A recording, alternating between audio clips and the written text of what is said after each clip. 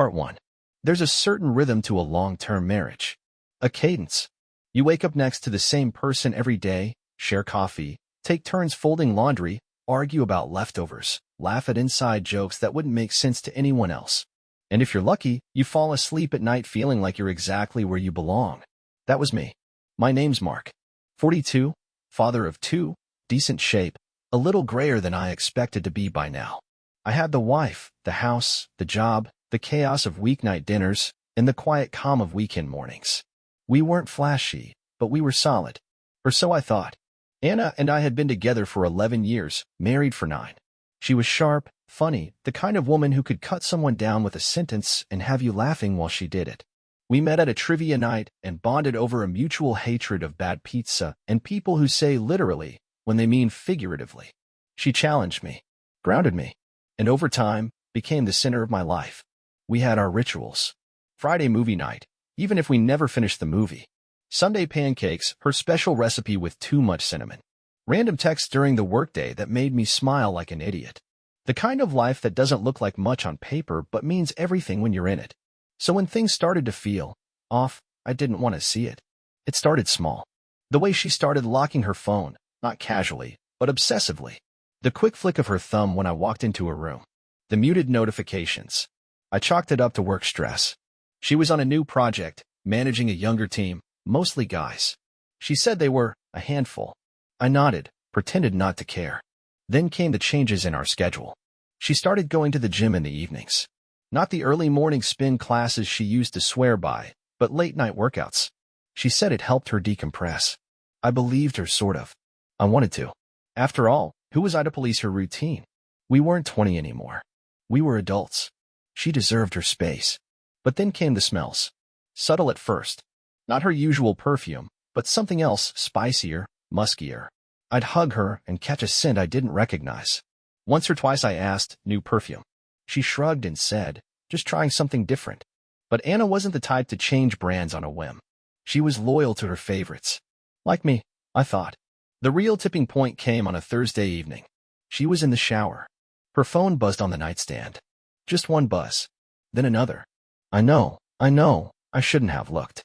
But when your gut twists itself into a knot, you stop worrying about privacy and start chasing answers. The preview on her screen showed a message from a contact saved as C. No last name. Just the letter. C. Still thinking about last night. That thing you whispered. Damn. I stared at it. My stomach dropped like an elevator with cut cables. I didn't unlock her phone. Didn't need to. That one message was enough to split my world open. I sat there on the edge of the bed, the sound of running water in the background, the message still glowing on the screen. My hands were cold. My mouth dry. I felt like I was outside of myself, watching a scene I didn't want to be in. When she came out of the shower, wrapped in a towel and smiling like nothing was wrong, I forced a smile back. My heart was thudding in my chest, but my face was calm. I didn't ask her anything. Didn't accuse. Instead, I kissed her on the cheek and told her I'd ordered takeout. Pad Thai. Her favorite. I spent that night lying next to her, wide awake. Her breathing was steady, peaceful. Mine was a war zone. The next morning, I told myself it could have been innocent. Maybe C was short for Claire. Maybe it was a joke. Maybe it was a misread. You'd be surprised how hard your brain works to save you from pain. I went through the mental gymnastics of denial like an Olympic contender. But I wasn't stupid. Just hopeful. There's a difference. I started watching closer. Not obsessively, at least not yet. But enough to notice the way she laughed at her phone more often. Enough to catch that flicker of guilt when she came home late and I asked how her day was. Just busy, she said. You know how it is. Yeah, I knew. I found an old shoebox one afternoon while cleaning the hall closet. Inside were photos from our early years, road trips, blurry selfies, a picture of her asleep in the passenger seat, mouth slightly open. I remember taking that photo and thinking, this is it. This is the person I want to grow old with. And now, that memory felt like someone else's life. A parallel universe where things stayed simple and true. But reality was knocking. And it wasn't gentle.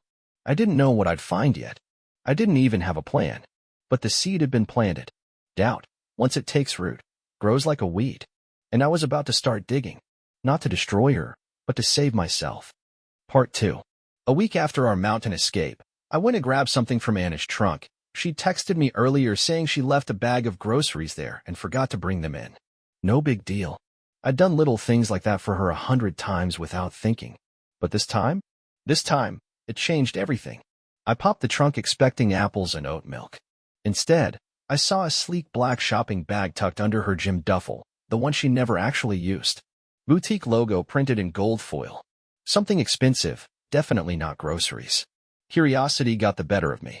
I pulled the bag out and peeked inside, figuring maybe it was a surprise for me. A gift. Maybe an early birthday present. In a way, it was a gift. Just not for me. Inside was a crimson lace bodysuit.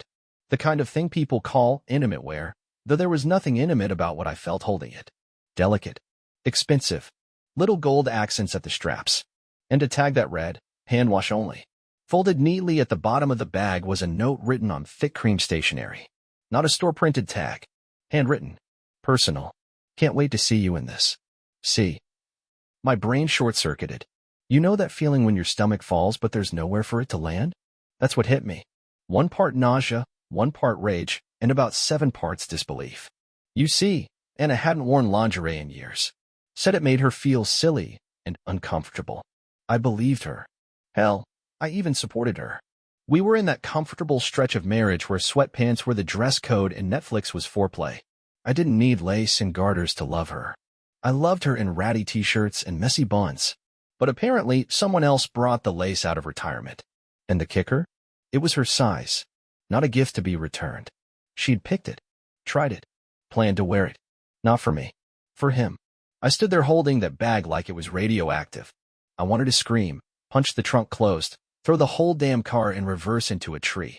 But instead, I put everything back exactly how I found it. I closed the trunk softly and walked inside with the grocery bag she had forgotten, like I hadn't just seen our marriage cracking at the seams. That night, she came home with a smoothie in hand, hair tied up like she'd just finished a workout. Gym kick your ass again? I asked, trying to sound casual. She laughed. Always does. I'm gonna shower, okay? Yeah, go ahead. She kissed me on the cheek. Same lips that probably told C she missed him. Same lips that used to make me feel like I was home. When the water started running, I sat on the couch and stared at the wall. My hands felt numb. My face felt hot. My brain was already sprinting through possibilities. Maybe it was a misunderstanding. Maybe C was short for Claire. Maybe it was a gag gift for someone's bachelorette party. But no matter how many mental gymnastics I did, I kept landing in the same place. She was cheating. I didn't confront her right then. I needed more. Something undeniable. Something she couldn't gaslight me out of. So I got smart. Paranoid, but smart. I started with small steps, checking shared email accounts, watching how often she texted, what hours she was suddenly too busy to talk. I even started driving by her gym. Funny thing, that gym. She hadn't scanned it for 3 weeks. The next Friday, she told me she was heading out again for yoga fusion. Whatever that means. I waited 10 minutes, then followed her. Felt dirty doing it. Like I'd become the kind of man who stalks his own wife. She didn't go to the gym. She drove across town, parked behind a wine bar, and waited. 5 minutes later, a man got in the car. Tall, confident, well-dressed. He kissed her before he buckled his seatbelt. She smiled like a teenager sneaking out past curfew. They drove off. I didn't follow them. I didn't need to. I had seen enough. When she came home hours later, flushed and relaxed, she tossed her gym bag down and said, "That class killed me." Then she curled up next to me on the couch, her head on my shoulder, like she hadn't just spent the evening wrapped in someone else's arms. I didn't move. I didn't speak. Just let the weight of her press down on me, like a blanket soaked in lies. The next morning, over breakfast, I asked her casually, "Hey, who's C?" She froze. Not for long, just a flicker. But long enough to answer the question I didn't need to finish. She sipped her coffee, didn't make eye contact. Someone from the gym. Just a trainer. Why? I shrugged. Just saw some notifications. Got curious. She smiled. Nothing to worry about. And just like that, the cover story was in place. But now I had certainty. The red lace. The note. The lie about the gym. The man in her car. The woman I trusted. The life I built. None of it looked the same anymore. It was like living in a house that looks perfect on the outside but has termites eating it from the inside out. You only notice when the floorboards collapse. And now, I was standing on rotting wood. Part 3. There's a point when suspicion becomes certainty, when the fog lifts and all that's left is the wreckage. That point, for me, came on a quiet Tuesday morning, ordinary in every way, except it shattered what little denial I had left. Anna was in the shower again, humming to herself like nothing in the world was wrong. I was in the kitchen sipping my coffee, but my eyes were on her phone. She'd left it face down on the counter, same as always. Only this time, I noticed it wasn't locked. It buzzed. I don't even remember making the decision. My hand moved before my conscience could argue. I picked it up, opened her messages, and tapped the thread labeled C. Just the letter. Simple. Unassuming. But inside was a war zone. Photos. Messages. Voicemails. One message in particular burned itself into my mind. Last night was insane. You're intoxicating. He doesn't have a clue, does he? Attached, a mirror selfie of her, wearing the red lace. I felt my insides twist. I'd seen her wear that lace only once, buried under a hoodie as she left for one of her so-called gym nights. It had taken everything in me to pretend I didn't know. But now? Now I had her own words, her own images, the digital diary of her deception. There were more. Dozens of messages. Flirty, filthy, intimate in ways she hadn't been with me in years. It wasn't just physical, it was emotional. She confided in him, joked with him, laughed with him in that tone she used to save for me. They had inside jokes, code words, even pet names. She was his now, not mine. And she didn't even have the decency to hide it well. What cut the deepest wasn't the sex, it was the joy. She was happy in those messages. Light. Free. She was happy while gutting our marriage behind my back. I scrolled until I couldn't anymore. Then I carefully backed out, locked the phone, and placed it back exactly as I found it. She walked into the kitchen minutes later, towel wrapped around her head, grinning. Morning, she said, grabbing a mug. You already start the coffee? Yeah, I replied, smiling back. Wanted to beat the rush. I don't know how I managed it. The calm. The control. But in that moment, I understood something. The version of me she remembered, the predictable, forgiving, stable husband, he was dead. What was left now was a man with nothing to lose and one goal, the truth. Later that day, I called out of work and drove to an electronics store. I bought a set of hidden cameras, one for the bedroom, one for the living room, and one for her car. Discreet, motion-activated, high resolution. I also grabbed a burner phone and downloaded a cloning app I'd read about in a forum I never thought I'd visit. That night, while she was in the shower again, I mirrored her phone. Every text, every email, every damn breath she took digitally, I was going to see it. The next few days were hell. I played the role. I kissed her goodbye, packed her lunch, told her I loved her. Meanwhile, I watched from the shadows as her affair unfolded on screen. Her lunch breaks weren't spent at the cafe down the street. They were at his apartment. 32 minutes average. Sometimes 40. I had time-stamped video to prove it. She even brought him lunch. Wrapped sandwiches. A damn smoothie one day. She hadn't made me a lunch since our youngest stopped needing packed school meals. Guess I got traded for someone more exciting and less domesticated. I took screenshots. Copied chat logs. Saved audio clips from her voicemails. I started building a folder, a digital dossier I labeled Truth. Every lie she fed me now had a corresponding receipt. I wasn't collecting evidence for divorce court. I was collecting it for me for closure. For justice. For vengeance, maybe. One night, after she fell asleep with a smile on her face, I sat on the floor in our closet, laptop open, watching her lie unfold like a documentary. It was surreal. Her voice, her laugh, her body, all shared with someone else. Someone who didn't build a life with her. Someone who didn't give up years, dreams, and vacations for stability. She'd given him the best of her, while I got the leftovers. But even as the pain dug deeper, so did the clarity. I stopped feeling desperate. I stopped wondering if maybe I had failed her. No, this wasn't a gap in communication. This wasn't us growing apart. This was betrayal, premeditated and fed like a fire over time. I started preparing, not just emotionally, but tactically. I consulted a lawyer. Quietly. Told her I might be looking to separate. She asked, "Do you have evidence?" I slid the USB across the table. She plugged it in. Watched for 3 minutes. Nodded. "You'll be fine," she said. "You've got her cold." I smiled for the first time in weeks. I also started separating accounts. Opening new credit cards. Redirecting mail. Making copies of insurance policies, passwords, birth certificates. Every move was calculated. I didn't want a screaming match. I wanted an exit plan. Clean. Sharp. Devastating. And while she kissed me goodnight and whispered that she loved me, I whispered back, I know. Because I did. I knew everything. Part 4. There's something surgical about revenge when it's done right. Not loud. Not explosive. Just clean, cold precision. My plan wasn't about yelling or throwing things or begging for answers. It was about reclaiming my dignity one calculated move at a time. And Anna? She wasn't going to see it coming, not even when it hit her straight between the eyes. First thing I did was finish prepping my legal fortress. The lawyer, Marcy, was efficient, unshakable, and knew exactly how to dismantle a liar in court. We met twice a week in a quiet office park outside of town. She reviewed my documentation, confirmed the phone cloning logs were admissible, and helped me prepare a separation strategy that would leave Anna with as little leverage as possible. The house, in my name, paid off. Retirement accounts? Separate. I'd even been smart enough to keep an emergency fund in a credit union account Anna didn't know existed. When we married, I thought it was just good financial planning. Now it felt like prophecy. While Marcy handled the paperwork, I handled the optics. I started planting seeds.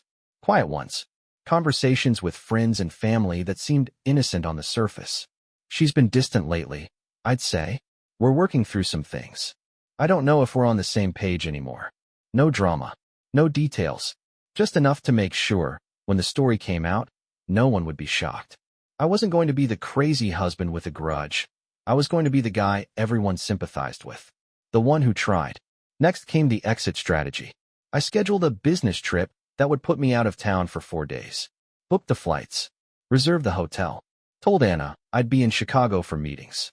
She smiled, kissed me on the cheek, and said, "You've been working so hard lately. You deserve the break." I nearly laughed in her face. Instead of going to Chicago, I checked into a local Airbnb 2 miles from home. Spent the next 3 days setting the trap. Day 1. I called a locksmith to rekey every lock in the house. Day 2. I had my name removed from the joint checking and savings accounts. My direct deposit got rerouted to the credit union. Day 3. I picked up a small storage unit and moved out anything that mattered. Old photos, documents, my dad's watch, the kids' memory boxes. She wouldn't touch those things, but I wasn't taking chances. And then came day 4, Judgment Day. I returned home on a Saturday morning, duffel bag in hand, like nothing had changed. She was still asleep when I walked in. The house was quiet, still smelling faintly of her perfume. I made coffee, sat down, waited. When she finally emerged from the bedroom, hair tousled, wearing one of my t-shirts like she always used to, it almost broke me. Almost. But then her phone buzzed. She glanced down and smiled. That was the fuel I needed. "Morning," I said, sipping my coffee. "Hey," she yawned. "How was Chicago?" "Cold." "Productive." She nodded. Walked to the sink. Didn't ask a single question. No curiosity. No warmth. Just going through the motions. A woman who thought she had it all under control. That afternoon, I told her we needed to talk. I sat her down at the kitchen table, same one where we'd shared meals, laughter, secrets. I slid a manila envelope across the surface. Inside were screenshots, printed messages, photos from the security cameras, timestamps from her lover's visits, and, just for dramatic effect, a copy of the receipt from the boutique. She opened it. Her face turned from confusion to horror in slow motion. "You cloned my phone?" she whispered, voice cracking. I didn't say a word. Just let her sit in it. I can explain." "No," I cut in. "You can't. And you won't." She tried the tears, the trembling hands, the desperate apology tour. But it was too late. My silence hit harder than any shouting ever could. "I've already spoken to a lawyer," I continued.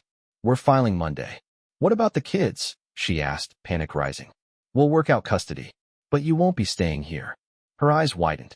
"What do you mean?" "I've changed the locks. Your things are boxed in the garage. You have until tomorrow to arrange a place to stay." That night, I slept at my brother's place while she packed. In the morning, I watched her pull out of the driveway for the last time.